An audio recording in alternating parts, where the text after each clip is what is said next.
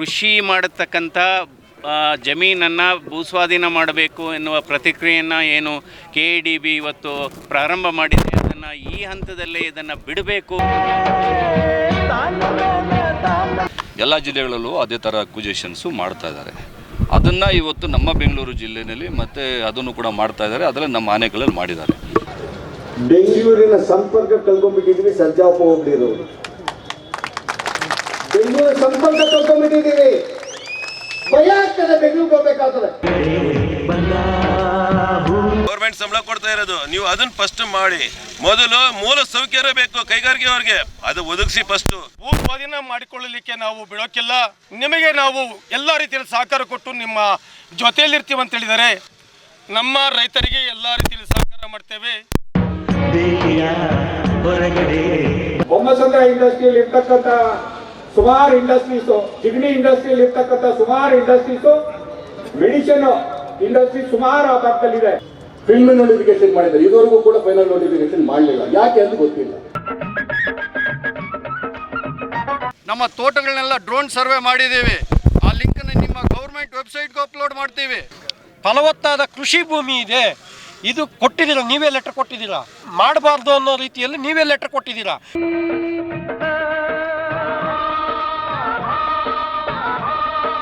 ಬೆಂಗಳೂರು ಹೊರವಲಯದ ಆನೇಕಲ್ ತಾಲೂಕಿನಲ್ಲಿ ಅನ್ನದಾತ ಈಗ ರಾಜ್ಯ ಸರ್ಕಾರದ ವಿರುದ್ಧ ಸಿಡಿದೆದ್ದಿದ್ದಾನೆ. ಹೀಗಾಗಲೇ ಆನೇಕಲ್ ತಾಲೂಕು ರಾಗಿ ಕಣಜ ಅಂತೇಳಿ ಹೆಸರನ್ನ ಗಳಿಸಿತ್ತು. ಆದರೆ ಇವತ್ತು ಅಕ್ಷರಶಃ ಕಾಂಕ್ರೀಟ್ ಕಾಡಾಗಿದೆ. ಕೈಗಾರಿಕೆಗಳಿಂದಾಗಿ ಇಡೀ ತಾಲೂಕು ಮಲಿನವಾಗ್ತಾ ಇದೆ, ಕಲುಷಿತವಾಗ್ತಾ ಇದೆ.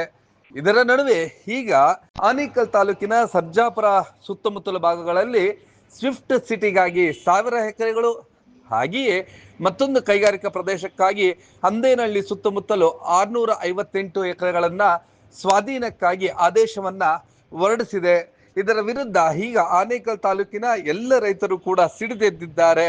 ಪಕ್ಷಾತೀತವಾಗಿ ರಾಜ್ಯ ಸರ್ಕಾರದ ವಿರುದ್ಧ ಈಗ ಬೃಹತ್ ಪ್ರತಿಭಟನಾ ಸಭೆಯನ್ನ ಸರ್ಜಾಪುರದ ಬಾಬಾ ಸಾಹೇಬ್ ಅಂಬೇಡ್ಕರ್ ಮೈದಾನದಲ್ಲಿ ಈ ಒಂದು ಪ್ರತಿಭಟನೆಯಲ್ಲಿ ಸಂಸದರಾದಂತಹ ಡಾಕ್ಟರ್ ಮಂಜುನಾಥ್ ರವರು, ಶಾಸಕರಾದಂತಹ ಬಿ ಶಿವಣ್ಣ, ಮಾಜಿ ಕೇಂದ್ರ ಸಚಿವರಾದಂತಹ ಎ ನಾರಾಯಣಸ್ವಾಮಿ, ವಿಧಾನ ಪರಿಷತ್ ಸದಸ್ಯರಾದಂತಹ ಗೋಪಿನಾಥ್ ರೆಡ್ಡಿ, ಹಾಗೆಯೇ ವಕೀಲರಾದಂತಹ ರಾಮಸ್ವಾಮಿ ರೆಡ್ಡಿ, ಕಾಂಗ್ರೆಸ್ ಮುಖಂಡರಾದಂತಹ RK ರಮೇಶ್, ಹಾಗೆಯೇ ಬಿಜೆಪಿ ಮುಖಂಡರಾದಂತಹ ಜಯಪ್ರಕಾಶ್, ಇನ್ನು ಈ ಒಂದು ಭೂ ಸ್ವಾಧೀನ ವಿರೋಧಿ ಸಮಿತಿಯ ಅಧ್ಯಕ್ಷ ಆಗಿರುವಂತಹ ದೇವರಾಜ್ ಮುಂತಾದವರು ಭಾಗವಹಿಸಿದ್ದರು. ಈ ಸಭೆಯ ಎಲ್ಲ ದೃಶ್ಯಗಳನ್ನು ನೋಡ್ತಾ ಎಲ್ಲ ರೈತ ಮುಖಂಡರು ಮತ್ತು ಪಕ್ಷಾತೀತವಾಗಿ ಎಲ್ಲ ನಾಯಕರುಗಳು ರಾಜ್ಯ ಸರ್ಕಾರದ ವಿರುದ್ಧ ಹರಿಹಾಯ್ದಿದ್ದು ಹೀಗೆ. ಹೇಗಿಲ್ಲ ಹಿಡಿದ ಹೊಲಗಳು ಹಾಡುತ್ತ ಉಳ್ಳುವ ಯೋಗಿಯ ನೋಡಲ್ಲಿ, ಹೇಗಿಲ್ಲ ಹಿಡಿದ ಹೊಲಗಳು ಹಾಡುತ್ತ ಉಳ್ಳುವ ಯೋಗಿಯ ನೋಡಲ್ಲಿ, ಫಲವನ್ನು ಬಯಸದ ಸೇವೆಯ ಪೂಜೆಯ ಕರ್ಮವಿಯ ಪರಸಾಧನ ಉಳುವ ಯೋಗಿಯ ನೋಡಲ್ಲಿ, ಉಳುವ ಯೋಗಿಯ ನೋಡಲ್ಲಿ, ಉಳುವ ಯೋಗಿಯ ನೋಡಲ್ಲಿ, ಉಳುವ ಯೋಗಿಯ ನೋಡಲ್ಲಿ.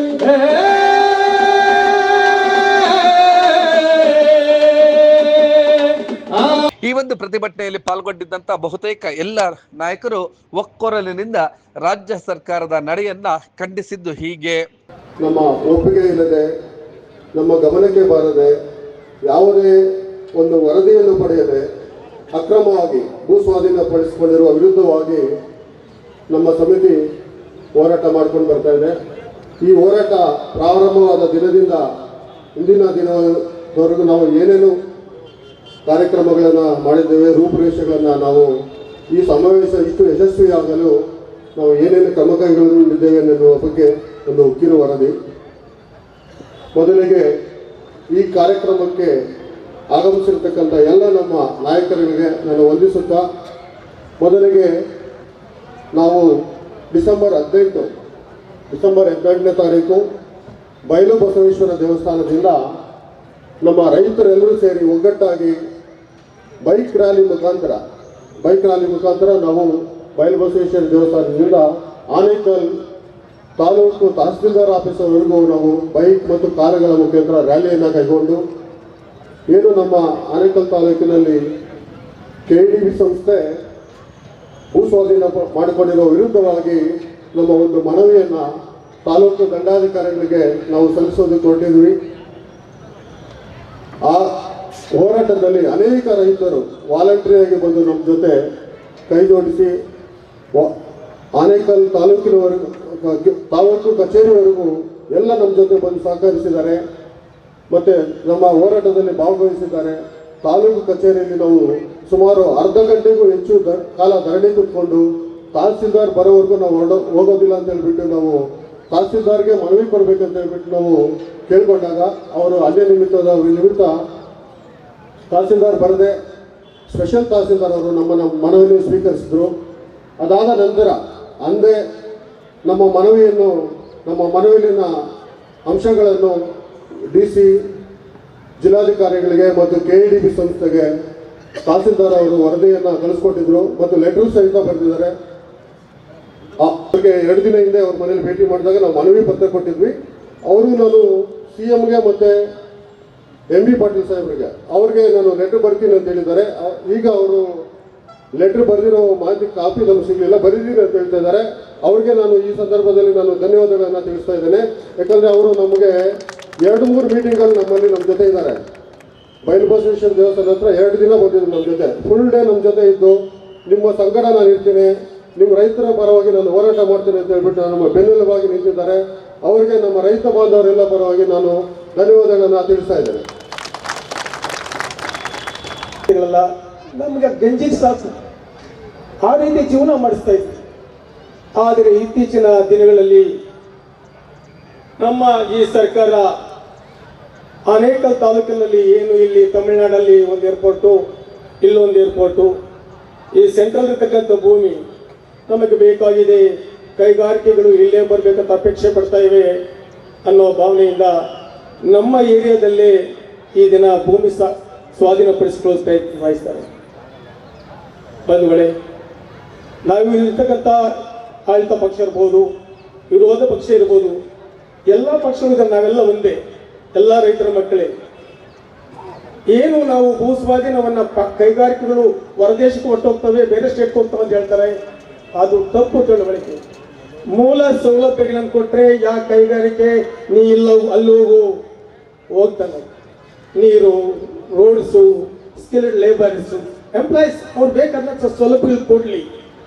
ನಿಮಗೆ ಕೆಲವೊಂದು ಸವಲತ್ತು ಕೊಡ್ತೀವಿ, ಉಚಿತವಾಗಿ ಕೊಡ್ತೀವಿ ಅಂದರೆ ಅಲ್ಲಿ ಹೋಗಿ ಉಚಿತವಾಗಿದ್ದಾರೆ. ಇವ್ರಿಗೆ ಏನು ಗೊತ್ತಾ, ಅಲ್ಲಿ ಸ್ಟಾರ್ಟ್ ಮಾಡಲಿ ಕೈಗಾರಿಕೆ, ಅಲ್ಲಿ ಟ್ಯಾಕ್ಸ್ ಜನರೇಟ್ ಆಗಲಿ, ಹಣ ಬರಲಿ, ನಾವು ಸ್ವಲ್ಪ ಕೆಲಸ ಮಾಡೋಣ. ಮುಂದೆ ನಾವೇನು ಮಾಡಬೇಕಾಗಿ ಇದೇ ರಾಜ್ಯದಲ್ಲ, ದೇಶದಲ್ಲಿಯೂ ಇದೇ ಥರ ನಡ್ತಾ ಇದೆ. ಇದೇ ಥರ ಕೃಷಿ ಭೂಮಿಯನ್ನ ನಮ್ಮ ವ್ಯವಸ್ಥೆ ಕೃಷಿ ಏನು ಫಲವತ್ತತೆಯ ಕೃಷಿ ಭೂಮಿಯನ್ನ ಇಲ್ಲಿ ನಮ್ಮ ಡಾಕ್ಟರ್ ಯಲ್ಲಪ್ಪ ರೆಡ್ಡಿ ಅವರು ಕೊಟ್ಟಿದ್ದಾರೆ. ಅವರ ಒಂದು ಲೇಖನ ಓದಿದ್ದೇನೆ. ಬೆಂಗಳೂರು ಸುತ್ತಮುತ್ತಲಿನ ಸುಮಾರು 100 ಎಕರೆ ಸುತ್ತಳತೆಯ ಅಂತ ಉತ್ತಮ ಫಲವತ್ತತೆಯಾದ ಜಮೀನು ಪ್ರಪಂಚದಲ್ಲಿ ಎಲ್ಲಿ ಇಲ್ಲ ಕೃಷಿಗೆ. ಏನು ನೀನು 1 ಗ್ರಾಮ್ ಸಸಾರಜನಕ ನೀಡಿದರೆ ಅದು 99% ಅಂಶವನ್ನ ಬರಲಿ. ಮತಾಕಿ 2 ಕೈ ಎತ್ತಬೇಕು, 1 ಕೈ ಇಲ್ಲ. ರೈತರ ಹೋರಾಟಕ್ಕೆ ಇಲ್ಲಿ ಈ ಕಡೆ ಜಾಸ್ತಿ ಜನ ಇದ್ದೀವಿ, ಅಲ್ಲೊಂದು ಸ್ವಲ್ಪ ಚೇರ್ಗಳು ಖಾಲಿ ಇದೆ, ದಯವಿಟ್ಟು ಕೂತ್ಕೊಂಡ್ರೆ ಒಳ್ಳೇದು. ಅಲ್ಲೂ ಅಷ್ಟೇ, ಇನ್ನು ಸ್ವಲ್ಪ ಚೇರ್ಗಳು ಖಾಲಿ ಇದೆ, ಕೂತ್ಕೊಳ್ಳಿ. ಕೆಲವು ಅಂಕಿ ಅಂಶಗಳನ್ನು ನಿಮ್ಮ ಮುಂದೆ ಇಡ್ತೀವಿ. ಏನಪ್ಪ ಅಂಕಿ ಅಂಶ ಅಂದರೆ, ಮೊದಲನೇದಾಗಿ ನಮ್ಮ ಬೆಂಗಳೂರು ನಗರ ಕಟ್ಟಿದಂಥ ಕೆಂಪೇಗೌಡರು ಪ್ರಪಂಚದಲ್ಲಿ ಒಂದು ನಗರ ಅನ್ನೋದು ಹೇಗಿರಬೇಕು, ನಗರದಲ್ಲಿ ಏನೇನಿರಬೇಕು, ನಗರ ಅಭಿವೃದ್ಧಿ ಆಗಬೇಕಾಗಿದ್ರೆ ಯಾರ್ಯಾರು ಇರಬೇಕು ಅನ್ನೋದನ್ನ ಬಹಳ ಅದ್ಭುತವಾಗಿ ಅವರು ನಿರ್ಮಾಣ ಮಾಡಿದ್ದಾರೆ. ಕೆರೆಗಳನ್ನು ಕಟ್ಟಿಸಿದ್ದಾರೆ. ಹಾಗೆ ಗುಂಡುತೋಪುಗಳನ್ನು ನಿರ್ಮಾಣ ಮಾಡಿದ್ದಾರೆ. ಹಾಗೆ ಬೆಟ್ಟಗಳಲ್ಲಿ ಒಂದು ದೇವಸ್ಥಾನ ಕಟ್ಟಿದ್ದಾರೆ. ಬೆಟ್ಟ ಭೂಮಿ ತಾಯಿಯ ಗರ್ಭ ಇದು ಸ್ತನಗಳು. ಒಂದು ಬೆಟ್ಟ ಅಂದರೆ ಭೂದೇವಿಯ ಸ್ತನಗಳು. ಆ ಸ್ತನಗಳ ಕಡೆ ಅದೊಂದು ದೇವಸ್ಥಾನ ಕಟ್ಟಿದ್ದಾರೆ. ಅಲ್ಲಿಂದ ನದಿಗಳು ಉದ್ಭವ ಆಗುತ್ತೆ, ಶುದ್ಧವಾದ ತೀರ್ಥ ಆಗಿ ಬರುತ್ತೆ ಅನ್ನೋದರಿಂದ ಕಲ್ಪನೆಗಳಿದೆ ಅಲ್ಲ, ಸೈಂಟಿಫಿಕ್ ಆಗಿ ಪ್ರೂವ್ ಮಾಡಿದ್ದಾರೆ. ಅದಕ್ಕೆ ಬೆಂಗಳೂರಿಗೆ ಒಂದು ಗಾರ್ಡನ್ ಸಿಟಿ, ಲೇಕ್ ಸಿಟಿ ಅಂತೆಲ್ಲ ಆಯಿತು. ಅದು ಈಗ ಸಿಲಿಕಾನ್ ಸಿಟಿ ಕೂಡ ಆಗಿದೆ. ಸೊ ಹಾಗೆ ಇವತ್ತು ಏನು ಇಂಡಸ್ಟ್ರಿಯಲ್ ಲೊಕೇಶನ್ ಆಗಿದೆಯೋ ಅದನ್ನು ಮತ್ತೆ ನಾವು ಲೊಕೇಶನ್ಗೆ ಹೋಗ್ಬೇಕಾಗ್ತದೆ. ದಯವಿಟ್ಟು ಈಗಲೇ ನಿಲ್ಲಿಸ್ಬಿಡಿ, ಇಂಡಸ್ಟ್ರೀಸ್ ಬೇಡ ಅಂತ ಅನೇಕ ಪೇಪರ್ ಕಟಿಂಗ್ಗಳು ಇಟ್ಕೊಂಡು ನನಗೆ ಅನೇಕ ಸಲ ಮಾರ್ಗದರ್ಶನ ಮಾಡಿದ್ದಾರೆ. ಅವ್ರಿಗೊಂದ್ಸಲಿ ಜೋರಾದ ಚಪ್ಪಾಳೆ. ಭಾರತ್ ಮಾತಾ ಕಿ, ಭಾರತ್ ಮಾತಾ ಕಿ. ಈಗ ಆರ್ ಕೆ ರಮೇಶ್ ಅವರು ನಮ್ಮ ಜೊತೆ ಇದ್ದಾರೆ. ಸಾಮಾಜಿಕ ಕಳಿಕಳಿ ಇದೆ. ನಾನು ಫೋನಲ್ಲಿ ಮಾತಾಡಿದೆ,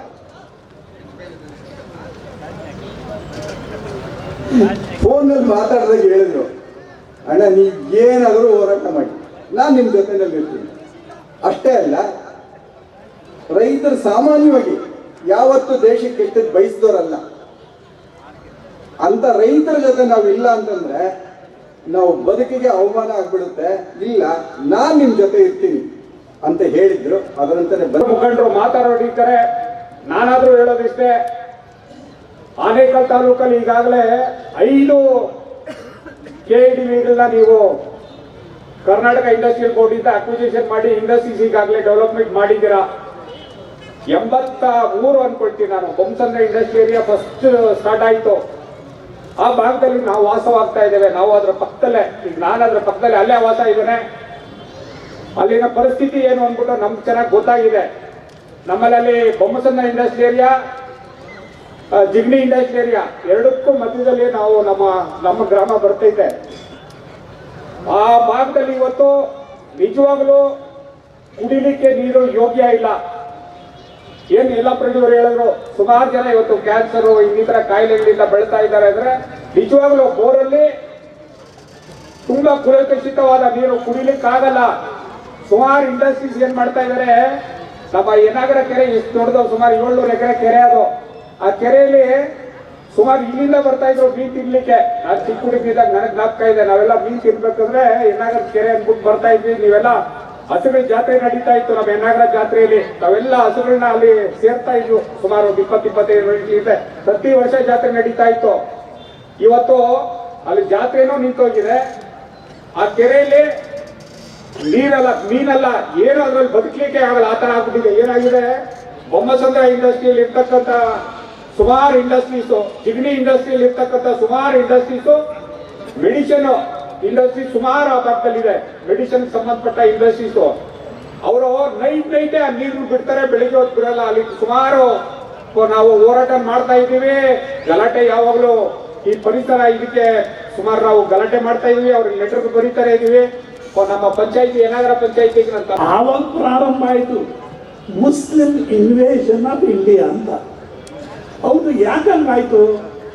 ಆ ದಾರಿಲಿದ್ರಲ್ಲ, ಪಕ್ಕದ ರಾಜರು ಹೇಳಿದ್ರಂತೆ, ಆ ರಾಮಸ್ವಾಮಿ ರೆಡ್ಡಿ ಅಂತ ರಾಜನ ಮೇಲೆ ಹೋಗ್ತಾ ಇದ್ದಾರೆ ಅವರು, ನಾನೇ ಹೋಗ್ಲಿ ಅಂತ.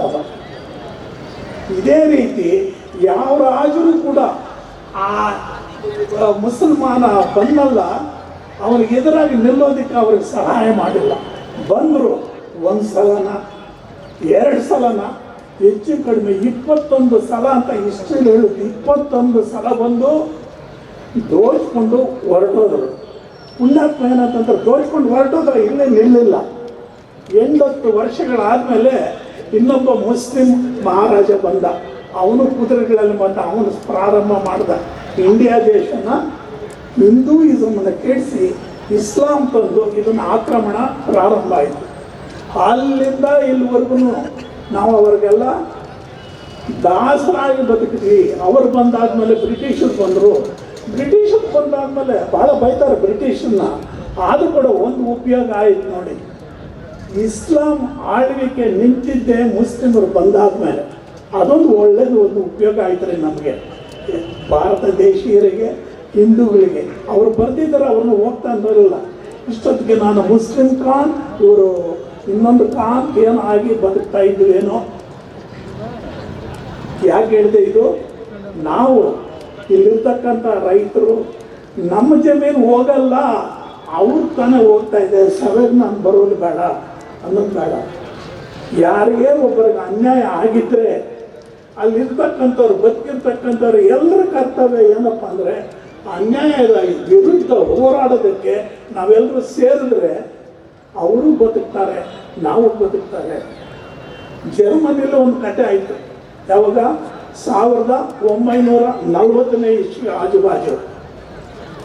ಅಲ್ಲಿ SS ಅಂತ ಹಿಟ್ಲರ್ ಅನುಯಾಯಿಗಳು ಬಂದು ಜನಗಳಿಗೆ ಕತ್ತಿಡ್ಕೊಂಡ್ರು. ರಕ್ತ ಕೊಟ್ಟೆವು ಒಂದಿಂಚು ಭೂಮಿಯನ್ನ ಬಿಡೋದಿಲ್ಲ ಎನ್ನುವಂತಹ ಗರ್ಜನೆಯನ್ನ ಅನ್ನದಾತ ಮಾಡಿದ್ದು ಹೀಗೆ. ಆವತ್ತು ನಮಗೆ ಕೈಗಾರಿಕೆ ಅವಶ್ಯಕತೆ ಇತ್ತು. ನಮ್ಮ ಆರ್ಕ ರಮೇಶ್ ಅವರು ಹೇಳಿದಾಗೆ 83ರಲ್ಲಿ ಬೊಮ್ಮಸಂದ್ರ ಇಂಡಸ್ಟ್ರಿಯ ಪ್ರಾರಂಭ ಮಾಡಿದ್ರು. ತದನಂತರ ಬೀರ್ಸಂದ್ರ ಮಾಡಿದ್ರು, ಎಲೆಕ್ಟ್ರಾನಿಕ್ ಸಿಟಿ ಬಂತು. ಪಕ್ಕದಲ್ಲೇ ಇವತ್ತು ಜಿಗಣಿ ಇಂಡಸ್ಟ್ರಿಯಲ್ ಏರಿಯಾ ಆಗಿದೆ, ಜಿಗಣಿ ಲಿಂಕ್ ರೋಡಲ್ಲಿ ಇಂಡಸ್ಟ್ರಿಯಲ್ ಏರಿಯಾ ಆಗಿದೆ, ಅತ್ತಿಬೆಲೆ ಆಗಿದೆ. ಅಂದರೆ ಇಷ್ಟೆಲ್ಲ ಇಂಡಸ್ಟ್ರಿಯನ್ನ ಒಂದೇ ಭಾಗದಲ್ಲಿ ಮಾಡೋದು. ಬೆಳಗ್ಗೆ ನಾನು ನೋಡ್ತಾ ಇದ್ದೆ, ಕಸಬಾ ಹೋಬಳಿಯಲ್ಲಿ 2017ರಲ್ಲಿ ಒಂದು ನೋಟಿಫಿಕೇಶನ್ ಕೊಟ್ಟಿದ್ದಾರೆ KIDB. ಫಿಲ್ಮ್ ನೋಟಿಫಿಕೇಶನ್ ಮಾಡಿದ್ದಾರೆ, ಇದುವರೆಗೂ ಕೂಡ ಫೈನಲ್ ನೋಟಿಫಿಕೇಶನ್ ಮಾಡಲಿಲ್ಲ. ಯಾಕೆ ಅಂತ ಗೊತ್ತಿಲ್ಲ. ಇಷ್ಟೆಲ್ಲ ಇರುವಾಗ ಮತ್ತೆ ಇದೇ ಭಾಗದಲ್ಲಿ ಅವಶ್ಯಕತೆ ಇದೆಯಾ? ಯಾವುದೇ ಒಂದು ಪ್ರದೇಶ ಸಮತೋಲನವಾಗಿ ಬೆಳಿಬೇಕು. ಹೇಗೆ ಯಲ್ಲಪ್ಪ ಅವರು ಪರಿಸರದ ಮೇಲೆ ಆಗ್ತಕ್ಕಂಥ ಪರಿಣಾಮ ಹೇಳಿದ್ರು, ಡಾಕ್ಟರ್ ಮುನ್ರೆಡ್ಡಿ ಅವರು ಅವರದೇ ಆದ ದಾಟಿಯಲ್ಲಿ ವಿಚಾರವನ್ನು ಮಂಡನೆ ಮಾಡಿದ್ರು. ನಾವು ರಾಜಕೀಯದಲ್ಲಿ ಇರ್ಬೋದು, ನಮ್ಮ ಉದ್ದೇಶ ಜನರನ್ನ ಸಮಸ್ಯೆಗಳಿಗೆ ಪರಿಹಾರ ಕಂಡುಹಿಡ್ಕೊಳ್ತಕ್ಕಂಥ ಹೋರಾಟಗಳಲ್ಲಿ ನಾವು ಕೂಡ ನಿಮ್ಮಿಂದ ಇದ್ದೀವಿ ಸದಾ ಕೂಡ. ಆದರೆ ಅವಶ್ಯಕತೆ ಇದೆಯಾ ಅನ್ನುವ ಪ್ರಶ್ನೆಯನ್ನ ನಾವು ಸರ್ಕಾರವನ್ನು ಕೇಳಬೇಕಾದ ಅನಿವಾರ್ಯತೆ ಇವತ್ತು ಬಂದಿದೆ. ಯಾತಕ್ಕೆ ನೀವು ಆನೇಕಲ್ ತಾಲೂಕಿನಲ್ಲಿ ಇಷ್ಟು ಇದೆ, ಇದನ್ನು ಕೂಡ ನಾವು ತಿಳ್ಕೋಬೇಕಲ್ಲ.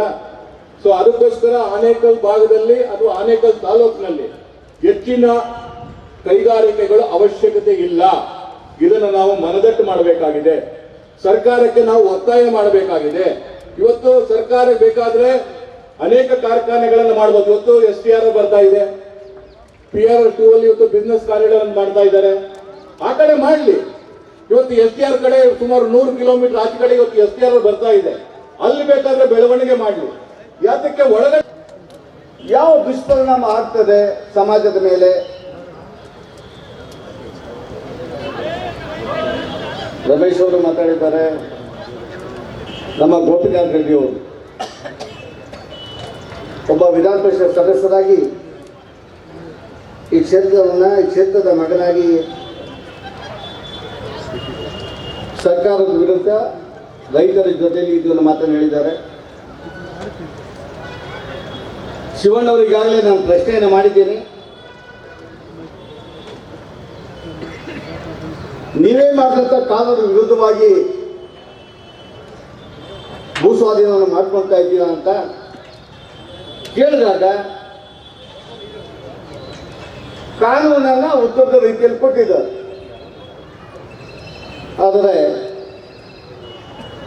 ನಮ್ಮ ಯಲ್ಲಪ್ಪ ರೆಡ್ಡಿಯವರ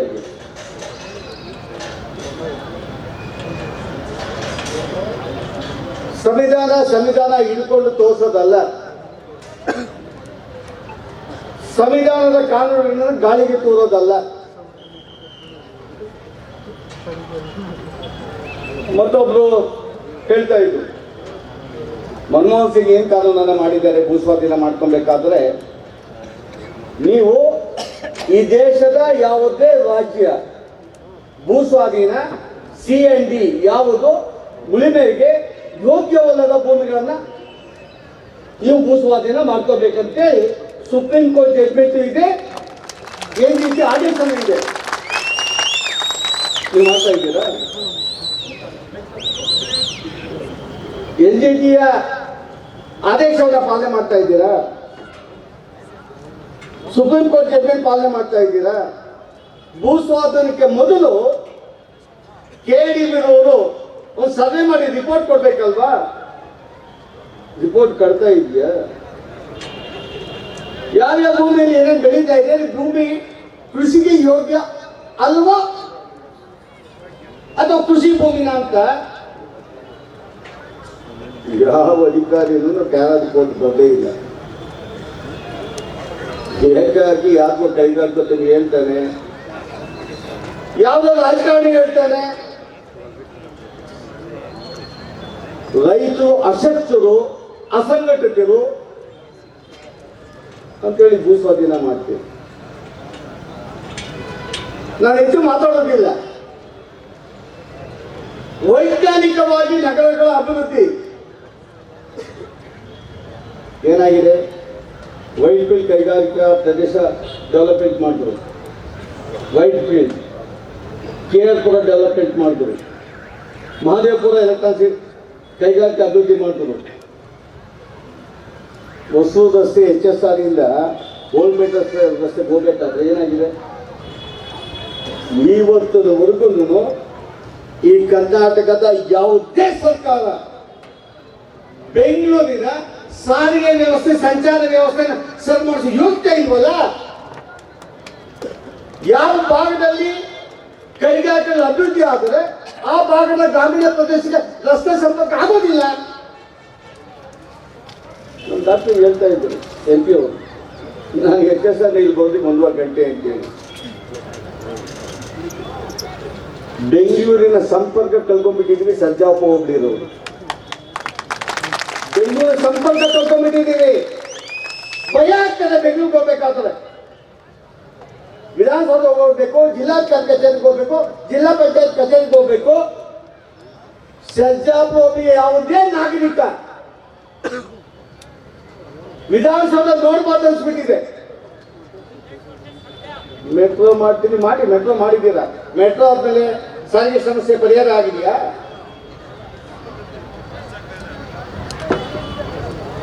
ನನಗೆ ಅರ್ಥ ಆಗ್ತಾ ಇಲ್ಲ ರೀ. ನಿಮ್ಮದೇ ಸರ್ಕಾರದಲ್ಲಿ BBMP ಲಿಮಿಟ್ಸ್ ಅಲ್ಲಿ 8 ಕೈಗಾರಿಕಾ ಪ್ರದೇಶಗಳಿದೆ. 8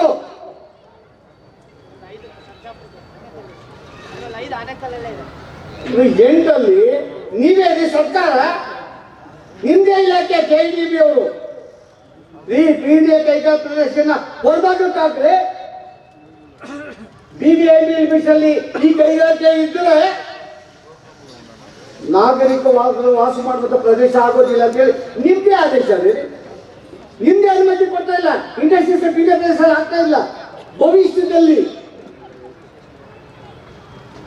ಎಲೆಕ್ಟ್ರಾನಿಕ್ ಸಿಟಿ, ಬೊಮ್ಮನಹಳ್ಳಿ, ಹತ್ತಿಬೆಲ್ಲಿ, ಜಿಗಿಣಿ,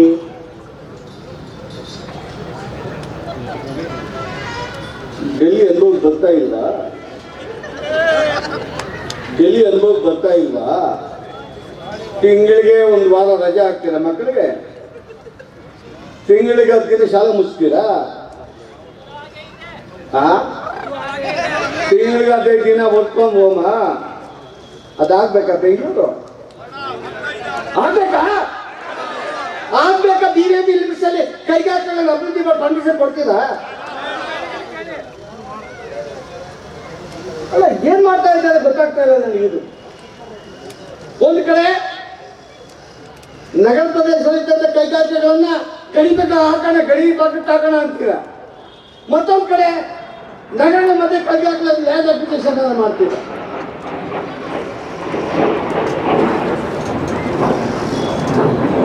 ಸರ್ಕಾರಿ ಅಧಿಕಾರಿಗಳು, ಸರ್ಕಾರದ ಮಂತ್ರಿಗಳು ವೈಜ್ಞಾನಿಕವಾಗಿ ಯಾವುದೇ ಒಂದು ಪ್ರದೇಶವನ್ನ ಲ್ಯಾಂಡ್ ಅಕ್ವಿಸಿಷನ್ ಒಂದು ಸಮಸ್ಯೆ ಅದಾದರೆ, ಅದ್ಯಾವುದೋ ನಮ್ದು ರೋಡ್ಗೆ ಅಕ್ವಿಸಿಷನ್ ಆಗಿ 18 ವರ್ಷ ಆಯ್ತು. ಉಸ್ತೂರ್ ಹತ್ರ ಎಷ್ಟು ವರ್ಷ ಆಯ್ತು?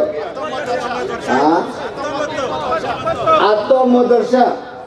ಒಂದು ಚರಿಕೆ ಮಂಡತ್ತಿಲ್ಲ ನೀವು, ಒಂದು ಚರಿಕೆ ಮಂಡತ್ತಿಲ್ಲ. ರೋಡ್ ಆದ 20 ವರ್ಷ. ಯಾವನ ಹೊರದೇಶದಲ್ಲಿ ಬಂದು ಕೈಗಾರಿಕೆ ಇರ್ತಿಲ್ಲ 24 ಗಂಟೆ ಜಮೀನು ಕೊಡ್ತೀರ.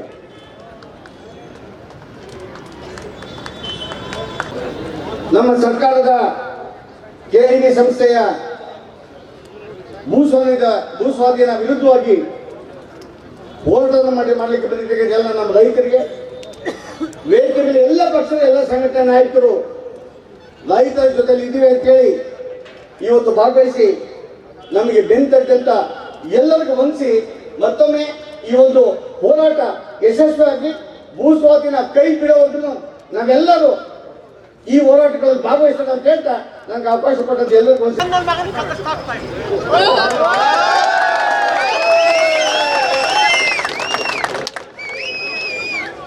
ಶಾಂತಿ ಕದಡಿ ಕಾನೂನು ಉಲ್ಲಂಘನೆ ಮಾಡಿ ಹೋರಾಟ ಮಾಡಬೇಕು ಅಂತ ನಾನಂತೂ ಹೇಳಲ್ಲ, ನೀವು ಮಾಡಬಾರ್ದು.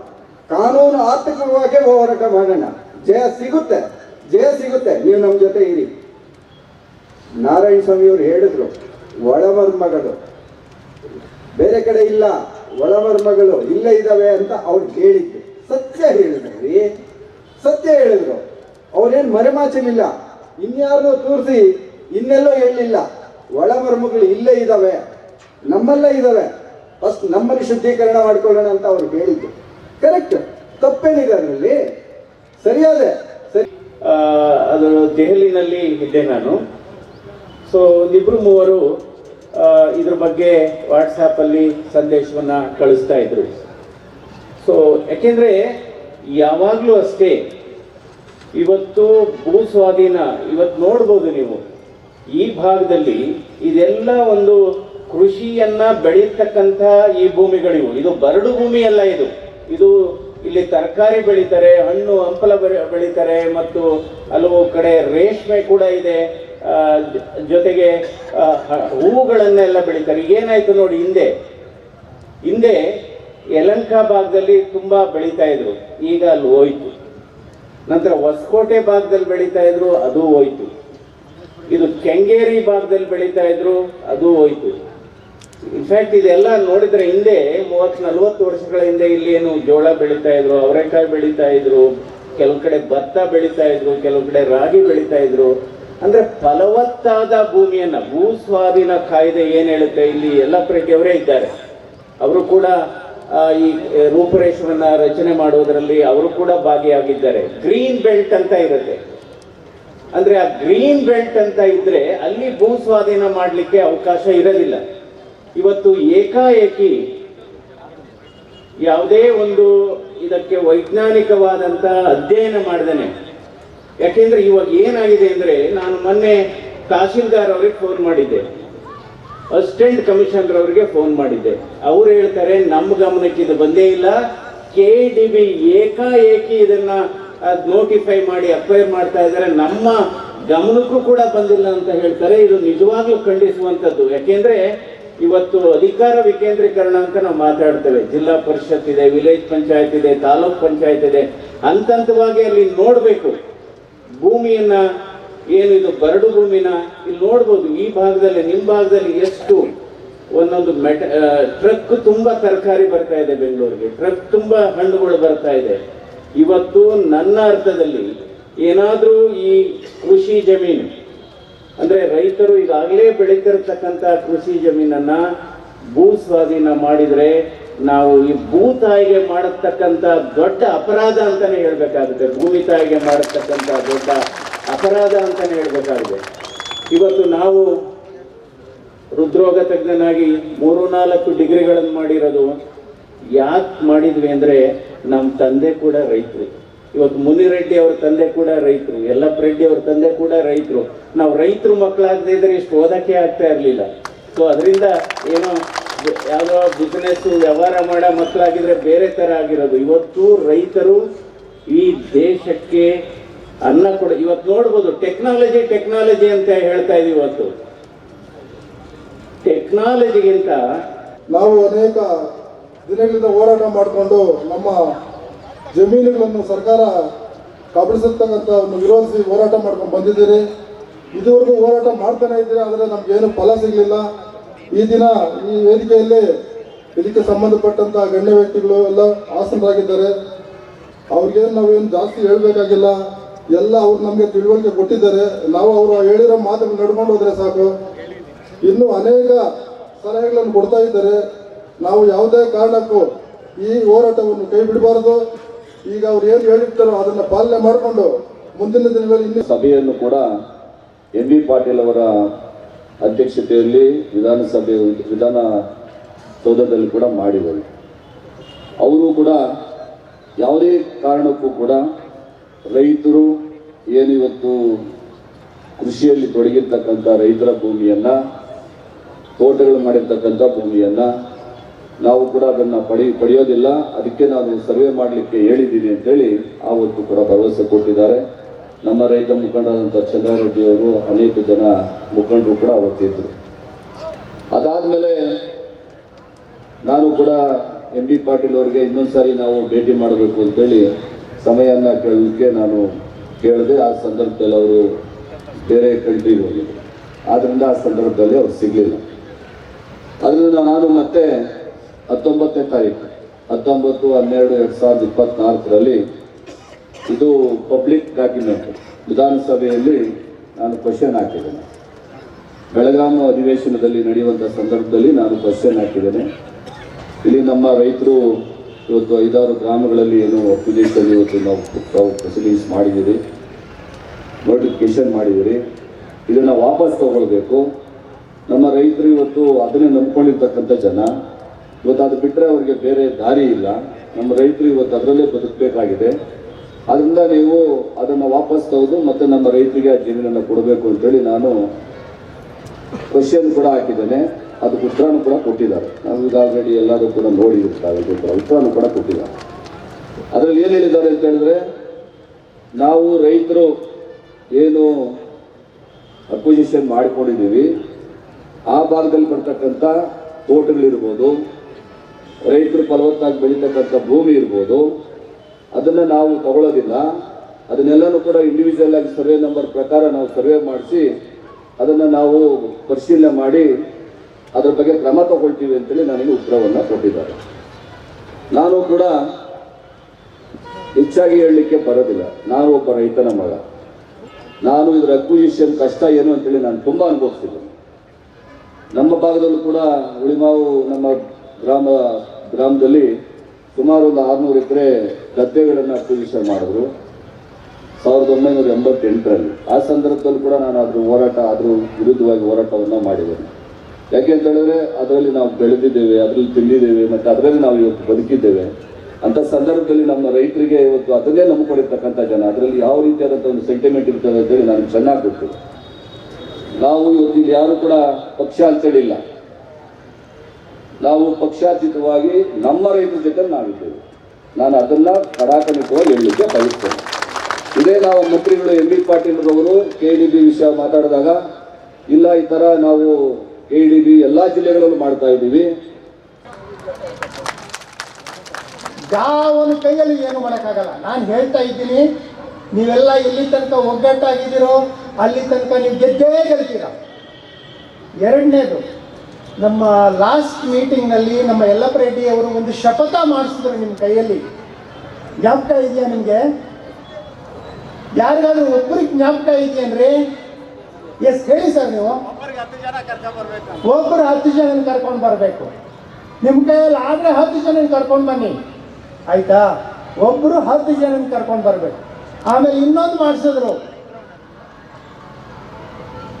ಒಬ್ಬರು 10 ಜನ ಕರ್ಕೊಂಡು ಬರಬೇಕು. ಒಂದು ಎಲ್ಲಿ ತನಕ ನೀವೆಲ್ಲ ಒಂದು ಎಕ್ಸಾಂಪಲ್ಲು ಕೊಟ್ಟರು. ಏನು, ಒಂದು ಕೆರೆನ ಒಬ್ಬ ಹೆಣ್ಣು ಮಕ್ಕಳು ಕಟ್ಸಿದ್ರು, ಜ್ಞಾಪಕ ಇದೆಯಾ? ಎಸ್, ಸೂಳೆಕೆರೆ. ಎಸ್, ಆ ಥರ ತ್ಯಾಗ ಮಾಡಿರೋರು ಇದ್ದಾರೆ. ಇವ್ರು ಯಾರೋ ಬಂದುಬಿಟ್ಟು, ನಾನು ಹೇಳ್ತೀನಿ ಹೆಸರು, ಸುರೇಶ್ ಇರ್ಬೋದು, DK ಶಿವಕುಮಾರ್ ಇರ್ಬೋದು, ಮಂಜುನಾಥ್ ಇರ್ಬೋದು, ಅಥವಾ HD ಕುಮಾರಸ್ವಾಮಿ ಇರ್ಬೋದು, ಅವರೆಲ್ಲ ಇವತ್ತು ಗನ್ನು ನಡೆಯುತ್ತೆ.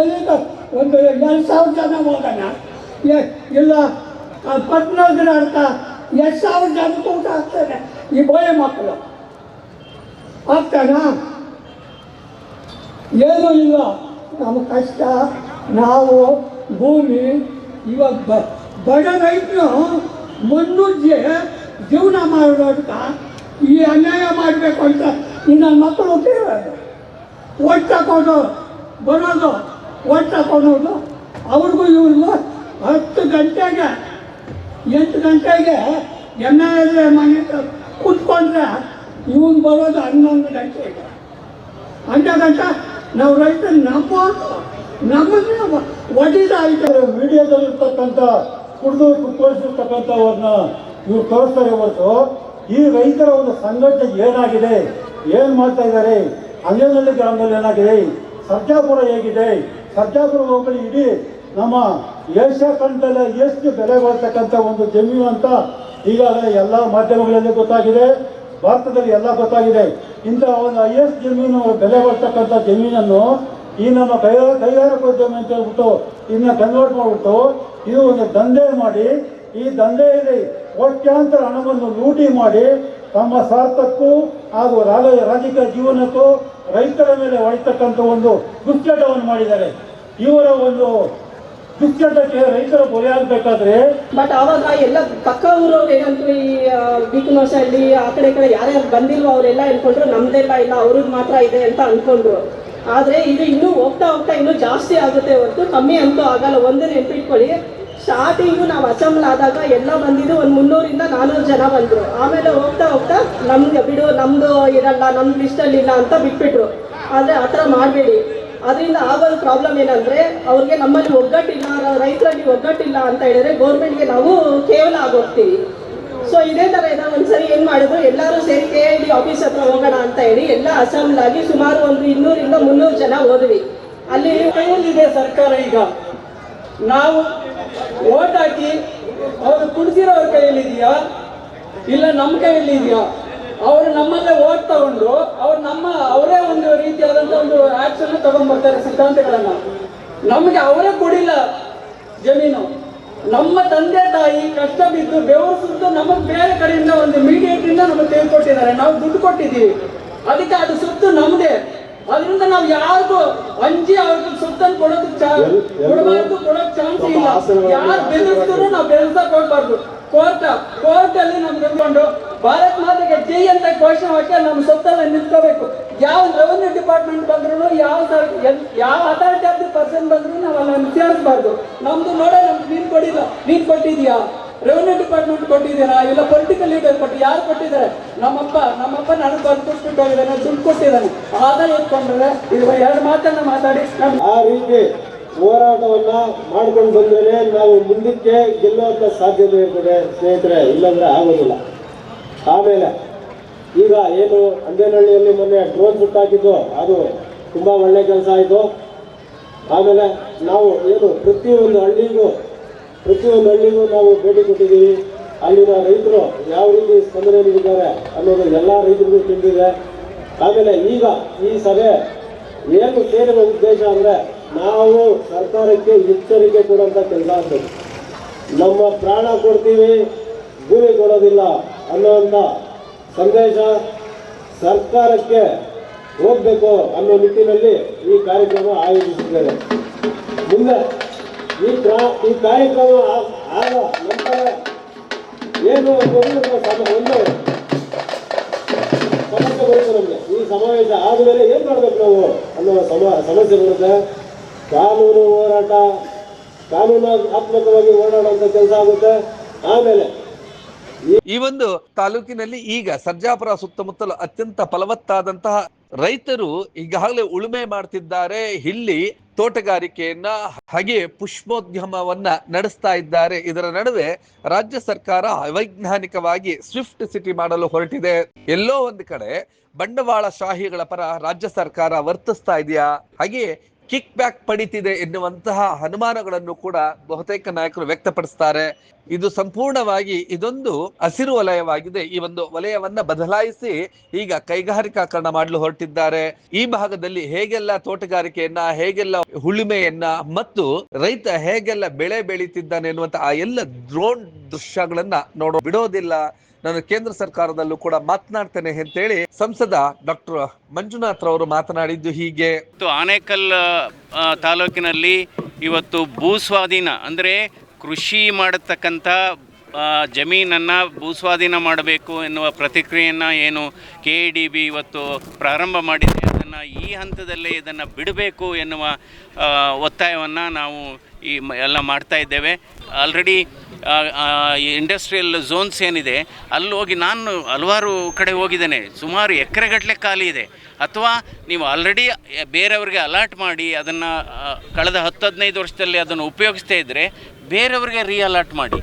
ಸೊ ಅದರಿಂದ ಇವತ್ತು ರೈತರನ್ನು ಉಳಿಸಬೇಕು. ಹಾಗೆ ಈ ಒಂದು ಸಂದರ್ಭದಲ್ಲಿ ನಾನು ಎಂ ಬಿ ಪಾಟೀಲ್ರಿಗೆ ಪತ್ರವನ್ನು ಬರೆದಿದ್ದೇನೆ, ಯಾವುದೇ ಕಾರಣಕ್ಕೂ ಭೂ ಸ್ವಾಧೀನ ಆಗೋದಕ್ಕೆ ಬಿಡೋದಿಲ್ಲ ಅಂತೇಳಿ ಶಾಸಕ ಬಿ ಶಿವಣ್ಣರವರು ತಿಳಿಸಿದ್ದು ಹೀಗೆ. ಕಾರ್ಯಕ್ರಮಗಳ ಮುಖಾಂತರ ಜನರುಗಳಿಗೆ ಎಲ್ಲರೂ ಕೂಡ ಕೆಲಸಗಳು ಕೊಡಬೇಕು ಅಂತೇಳಿ ತೀರ್ಮಾನ ಮಾಡಿ ಎಲ್ಲ ಜಿಲ್ಲೆಗಳಲ್ಲೂ ಅದೇ ಥರ ಅಕ್ವಿಜೇಷನ್ಸು ಮಾಡ್ತಾ ಇದ್ದಾರೆ. ಅದನ್ನು ಇವತ್ತು ನಮ್ಮ ಬೆಂಗಳೂರು ಜಿಲ್ಲೆಯಲ್ಲಿ ಮತ್ತು ಅದನ್ನು ಕೂಡ ಮಾಡ್ತಾ ಇದ್ದಾರೆ. ಅದರಲ್ಲಿ ನಮ್ಮ ಆನೆಗಳಲ್ಲಿ ಮಾಡಿದ್ದಾರೆ. ಆದರೆ ಅವರಿಗೆ ಸರಿಯಾದಂಥ ಒಂದು ಮಾಹಿತಿ ಇಲ್ಲ. ಸರ್ಕಾರದಲ್ಲಿ ಅಧಿಕಾರಿಗಳಿಗೆ ಸರಿಯಾದಂಥ ಮಾಹಿತಿ ಇಲ್ಲ. ಅದು ಆ ಮಾಹಿತಿ ಕೊರತೆಯಿಂದ ಏನಾಗಿದೆ, ಇಲ್ಲಿ ಫಲವತ್ತಾದಂಥ ಭೂಮಿ ಇವತ್ತು ರೈತರು ಬೆಳೀತರ್ತಕ್ಕಂಥ ರೇಷ್ಮೆ ಗಿಡ ಇರ್ಬೋದು, ತರಕಾರಿ ಇರ್ಬೋದು, ಹೊಲ ಇರ್ಬೋದು, ರಾಗಿ ಎಲ್ಲ ಕೂಡ ಬೆಳೀತಾ ಇದ್ದಾರೆ. ಆದರೆ ಇಂಥ ಭೂಮಿಯೂ ಕೂಡ ಅವ್ರಿಗೂ ಅಧಿಕಾರಿಗಳು ಏನು ಮಾಡಿದ್ದಾರೆ, ಸರ್ವೆಗೆ ಮಾಡೋ ನಮಗೆ ಚರ್ಚೆ ಮಾಡಲಿಕ್ಕೆ ಅವಕಾಶ ಸಿಕ್ಕಲಿಲ್ಲ. ಅದಕ್ಕೆ ಏನು ಮಾಡಿದ್ರು, ಉತ್ತರವನ್ನು ನನಗೆ ಕೊಟ್ಟಿದ್ದಾರೆ.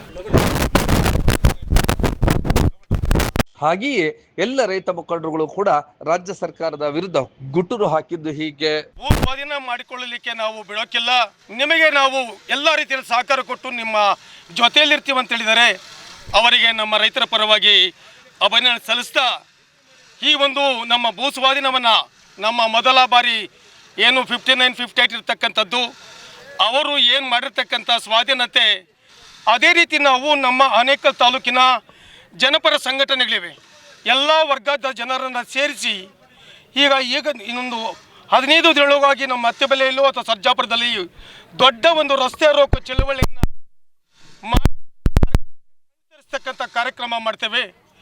ಪತ್ರಕರ್ತ ನೀವುಗಳು ಸಹ ನಮಗೆ ಅನೇಕ ರೀತಿಯಲ್ಲಿ ಸಹಕಾರ ಮಾಡಿದ್ದೀರಾ. ನೀವು ಸಹ ನಮ್ಮ ಚಳವಳಿಯಲ್ಲಿ ಭಾಗಿಯಾಗ್ತಾ ಇದ್ದೀರಾ.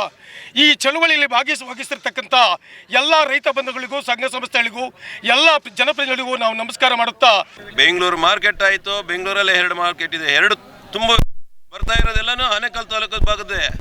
ಅದೇ ಥರ ಇವತ್ತು ಹೊಸೂರಿದೆ, ಸೇಲಂ ಇದೆ, ಕೊಯಮತ್ತೂರು ಇದೆ, ಇವತ್ತು ಚೆನ್ನೈಗೆ ಎಲ್ಲ ಮಾರ್ಕೆಟ್ಗೂ ನಾವು ತರಕಾರಿ ಸಾಗಿಸ್ತಾ ಇದ್ದೀವಿ. ಅದೇ ರೀತಿ ಈಗಲೇ ಜಲಮಂಡಳಿ ಏನು ಮಾಡ್ತಾ ಇದೆ ಗೊತ್ತಾಗಲಿಲ್ಲ. ಕೈಗಾರಿಕಾ ಪ್ರದೇಶಗಳಲ್ಲಿ ಹೊರಸೂಸುತ್ತಾ ಇರುವಂಥ ತ್ಯಾಜ್ಯವನ್ನು ಎಲ್ಲ ಕೆರೆ ಕಟ್ಟೆಗಳಿಗೆ ತುಂಬಿಸಿ ಇವತ್ತು ಮಲಿನ ಮಾಡಿದ್ದಾರೆ. ಇದುವರೆಗೂ ಗೌರ್ಮೆಂಟ್ ಎಚ್ಚೆತ್ಕೊಂಡಿಲ್ಲ. ಅಧಿಕಾರಿಗಳು ಏನು ಮಾಡ್ತಾ ಇದ್ದಾರೆ ಯಾರಿಗೂ ಗೊತ್ತಾಗ್ತಾ ಇಲ್ಲ. ಆದರೆ ಇವತ್ತು ನಾವು ಮೊನ್ನೆ 3 ದಿವಸದಲ್ಲಿ ಪ್ರೆಸ್ ಮೀಟು ಮತ್ತು ನಾವು ಈ ಹೋರಾಟ ಪ್ರಾರಂಭಿಸಿದ ಮೇಲೆ ಎಚ್ಚೆತ್ಕೊಂಡು ಹೋಗಿ ಇವತ್ತು 54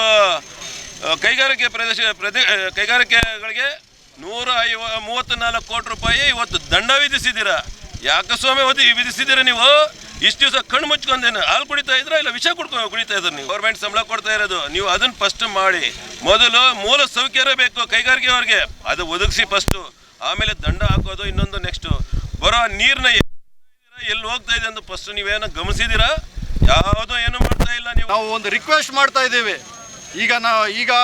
ಈಗಾಗಲೇ ನಮ್ಮ ಅಂದೇನಹಳ್ಳಿ ಗ್ರಾಮ ಪಂಚಾಯಿತಿಯಲ್ಲಿ KDB ಹೊಡಿಸಿರ್ಕಂಥ ಅಕ್ವೈರ್ಜೇಷನ್ ಮಾಡ್ತಿರಕ್ಕಂಥ ಲ್ಯಾಂಡು, ಅದು ಮಾಡೋವಂಥ ಜಾಗನ ಇಲ್ಲಾಂದರೆ ಅಗ್ರಿಕಲ್ಚರಲ್ ಮಾಡೋವಂಥ ಜಾಗನ ಬಂದು ನೀವು ಗೌರ್ಮೆಂಟ್ ಕಡೆಯಿಂದ ಬಂದು ನೀವು ಸಮೀಕ್ಷೆ ಮಾಡಿ, ಅದು ಅಗ್ರಿಕಲ್ಚರಲ್ ಮಾಡೋವಂಥ ಜಾಗ ಆದರೆ ರೈತರಿಗೆ ಬಿಟ್ಬಿಡಿ, ಅದು ಇಂಡಸ್ಟ್ರಿಯಲ್ ಮಾಡೋವಂಥ ಜಾಗ ಆದರೆ ಬನ್ನಿ ಮಾಡಿ. ನಾವು ಚಾಲೆಂಜ್ ಮಾಡ್ತಾ ಇದ್ದೀವಿ. ಮಾನ್ಯ ಸಿದ್ದರಾಮಣ್ಣ ಅವ್ರಿಗೆ ರೈತರ ಪರವಾಗಿ ಕೇಳ್ತಾ ಇದ್ದೀವಿ, ಸ್ವಾಮಿ. ಆಮೇಲೆ ಇವರು ಯಾರೋ ನಮ್ಮ ಇಂಡಸ್ಟ್ರಿಯಲ್ ಮಿನಿಸ್ಟರ್ MB ಪಾಟೀಲ್ ಸಾಹೇಬ್ರಿಗೂ ನಾವು ಹೇಳ್ತಾ ಇದ್ದೀವಿ, ಈಗಾಗಲೇ ನಾವು ನಮ್ಮ ತೋಟಗಳನ್ನೆಲ್ಲ ಡ್ರೋನ್ ಸರ್ವೆ ಮಾಡಿದ್ದೀವಿ. ಆ ಲಿಂಕನ್ನು ನಿಮ್ಮ ಗೌರ್ಮೆಂಟ್ ವೆಬ್ಸೈಟ್ಗೆ ಅಪ್ಲೋಡ್ ಮಾಡ್ತೀವಿ, ನಿಮಗೂ ಕೊಡ್ತೀವಿ. ನೀವು ಬಂದು ನೋಡಿ ಫಸ್ಟ್ ಏನಿದೆ ಅಲ್ಲಿ ಅಂತ.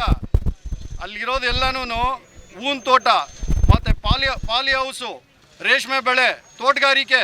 ನೀವು ಬಂದು ನೋಡಿ, ಒಂದ್ಸಲಿ ಬಂದು ನೋಡಿಬಿಟ್ಟು ನೀವು ಮುಂದಿನ ಕ್ರಮ ತಗೊಳ್ಳಿ. ರೈತರು ನಾವೆಲ್ಲ ಯಾವುದೇ ಕಾರಣಕ್ಕೂ ಜಮೀನು ಬಿಟ್ಕೊಡ್ಲಿಕ್ಕೆ ಸಿದ್ಧ ಇಲ್ಲ, ಬಿಟ್ಕೊಡೋದು ಇಲ್ಲ. ಅಹವಾಲುಗಳನ್ನು ಸ್ವೀಕರಿಸಿದ್ದಾರೆ. ಹಾಗೆ ಸುಮಾರು ಲೆಟರ್ಸ್ ಇದೆ. ಈಗ MP ಯಿಂದ MLA ಇದು ಮಿನಿಸ್ಟ್ರಿಗೆ MB ಪಾಟೀಲಿಗೆ ಕಳಿಸಿರೋದು, ಮತ್ತು MLA ಯಿಂದ MB ಪಾಟೀಲಿಗೆ ಅವ್ರಿಗೆ ಕಳಿಸಿರೋದು. ನಿಮ್ಮ ಮೀಡಿಯಾಗಳು ಕೊಡ್ತೀವಿ. ಅವಳನ್ನ ಕೇಳಿ ಹೋಗ್ಬಿಟ್ಟು ಇದಕ್ಕೆ ಏನು ಮಾಡ್ತಾಯಿದ್ದೀರಾ? ಈಗ ತರಿ ಭೂಮಿ ಇದೆ, 2 ವರ್ಷಕ್ಕೆ 2 ಬೆಳೆ ಬೆಳೆಯೋದಿದೆ ನಮ್ಮ ಹತ್ರ, ನಮ್ಮ ಏರಿಯಾದಲ್ಲಿ ಈಗ ಅಕ್ವೈರ್ ಆಗಿರೋದು. ಹಾಗೆ ಫಲವತ್ತಾದ ಕೃಷಿ ಭೂಮಿ ಇದೆ, ಇದು ಕೊಟ್ಟಿದ್ದೀರಾ, ನೀವೇ ಲೆಟರ್ ಕೊಟ್ಟಿದ್ದೀರಾ, ಮಾಡಬಾರ್ದು ಅನ್ನೋ ರೀತಿಯಲ್ಲಿ ನೀವೇ ಲೆಟರ್ ಕೊಟ್ಟಿದ್ದೀರಾ. ನೀವು ಮಾತು ಅವ್ರನ್ನ ಪ್ರಶ್ನೆ ಮಾಡಿ ನಾವು ಆ ಲೆಟರ್ ಕೊಡ್ತೀವಿ. ಅವರೇ ತುಂಬ ಆಕ್ರೋಶಭರಿತರಾಗಿ ಈಗ 5,000 ಜನ ಸೇರಿದ್ದಾರೆ ಇವತ್ತು. ಒಟ್ನಲ್ಲಿ ಈಗ ಆನೇಕಲ್ ತಾಲೂಕಿನಲ್ಲಿ ಅನ್ನದಾತ ಸಿಡಿದೆದ್ದಿದ್ದಾನೆ. ರಾಜ್ಯ ಸರ್ಕಾರ ಈ ಭೂ ಸ್ವಾಧೀನವನ್ನ ಕೈ ಬಿಡದಿದ್ರೆ ಮುಂದಿನ ದಿನಗಳಲ್ಲಿ ಆನೇಕಲ್ ತಾಲೂಕಿನಲ್ಲಿ ಈ ಹಿಂದೆ ಕಸಾಯಿಖಾನೆ ವಿರೋಧಿಸಿ ನಡೆದಂತ ಹೋರಾಟದ ರೀತಿಯೇ ಹೋರಾಟ ನಡೆಯೋದ್ರಲ್ಲಿ ಎರಡು ಮಾತಿಲ್ಲ. ನೀವು ಈ ಕೂಡ ಎಲ್ಲ ನಮ್ಮ ಚಾನಲ್ಗೆ ಸಬ್ಸ್ಕ್ರೈಬ್ ಆಗಿಲ್ಲ ಅಂದರೆ ಸಬ್ಸ್ಕ್ರೈಬ್ ಬಟನ್ ಅನ್ನು ಕ್ಲಿಕ್ ಮಾಡಿ, ಪಕ್ಕದಲ್ಲಿರೋ ಬೆಲ್ ಐಕನ್ ಅನ್ನು ಕ್ಲಿಕ್ ಮಾಡಿ. ನಾವು ಅಪ್ಲೋಡ್ ಮಾಡುವಂತಹ ವಿಡಿಯೋಸ್ ನಿಮಗೆ ನೋಟಿಫಿಕೇಶನ್ ಬರುತ್ತೆ.